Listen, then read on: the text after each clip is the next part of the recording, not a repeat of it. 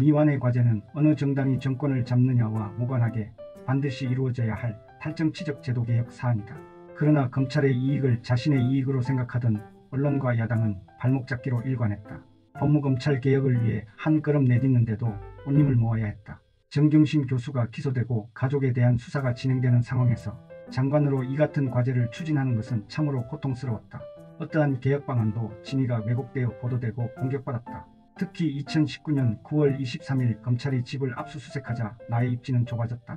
검찰의 칼날이 내 목까지 들어온 것이다. 압수수색이 있던 날 재직 기간이 예상보다 더 짧아질 것 같다는 직감이 들었다. 그러나 포기할 수는 없었다. 지붕은 올리지 못하더라도 초석은 놓아야 한다. 뒤로 되돌릴 수 없는 개혁의 제도화를 해놓고 물러나야 한다고 판단했다.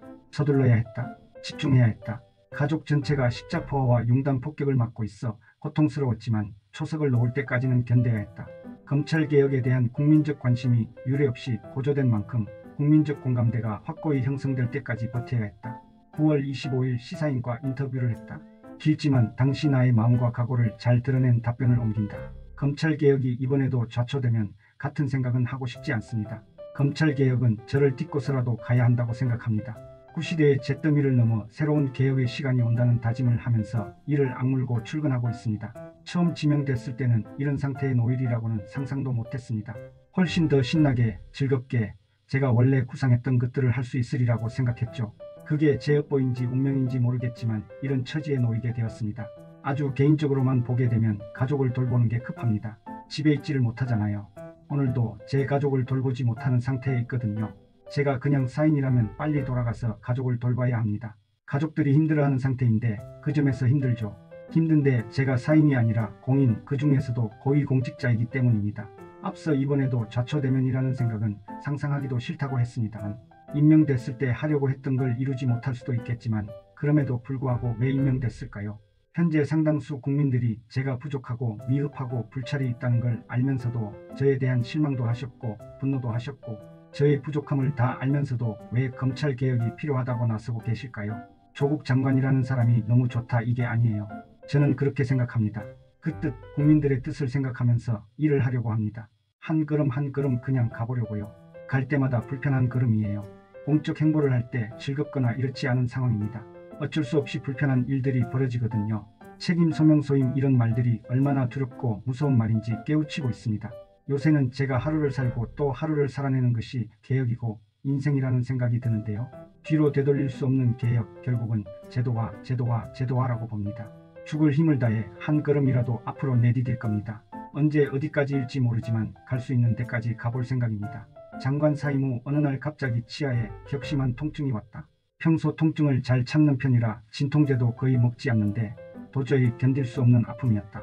진단 결과 내가 낮에는 이를 세게 악물었고 밤에 잠을 자는 동안에는 이를 심하게 갈아 치아가 비틀어지는 등 문제가 생겼다고 했다. 담담하고 차분하게 대응하며 헤쳐나가고자 했으나 무의식적으로 힘이 들었던 것이다. 몸에 탈이 생긴 것은 나만이 아니었다. 어머니는 이런 과정을 겪으면서 한순간에 한쪽 귀가 먹어버려 보청기를 착용하게 되었다. 동생은 이가 빠져 8개의 임플란트를 해야 했다. 원래 건강이 좋지 않은 정 교수는 말할 나위도 없다. 자식들도 정신적 심리적으로 위축되었다. 2019년 하반기 이후 정신과 전문의 몇 분이 가족 전체 상담이 필요할 것 같으니 시간을 내라고 연락해 주셨다. 고마웠다.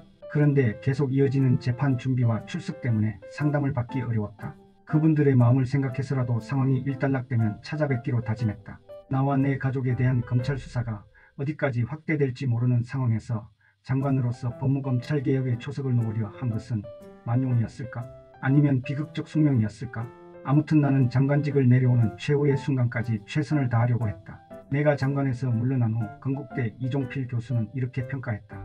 오주라는 짧은 법무부 장관 임기 동안 장관으로서 할 수 있는 하지만 지난 70년 동안 하지 못했던 주요 조치들을 단행했다.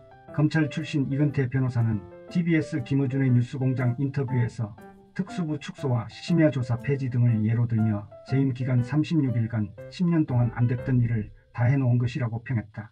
과찬에 감사했다. 장관 사퇴 후 정의당도 유상진 대변인 논평을 통해 덕담을 해주었다. 취임 이후 36일 동안 장관으로서 할 수 있는 최선의 개혁을 해왔고 오늘까지도 개혁안을 발표하며 쉼없이 달려왔다. 그러면서 45년 만에 특수부를 역사 속으로 사라지게 한 것 등 그동안 검찰개혁의 초석을 마련했다. 가족들에 대한 수사 등으로 어려움 속에서도 불구하고 검찰개혁에 대한 신념을 포기하지 않고 추진해온 것을 높이 평가한다. 장관으로서 최선을 다했으며 수고 많았다. 정의당에도 부담을 주었는데 감사했다. 그런데 4.15 총선 이후 정의당에서 검찰개혁에 대한 목소리는 사라진 것처럼 보인다. 앞에서 정리한 여러 과제를 추진한 것이 나와 내 가족의 수사를 막기 위한 것이었다거나 정파적 목적과 이익을 추구하기 위한 것이 아니었음은 돌아가신 아버지의 이름을 걸고 맹세할 수 있다. 법무검찰개혁의 제도화를 추진하는 과정은 고통스러웠다. 하지만 이는 우리나라 법무부와 검찰 발전에 중대한 전환점이 되리라 확신한다.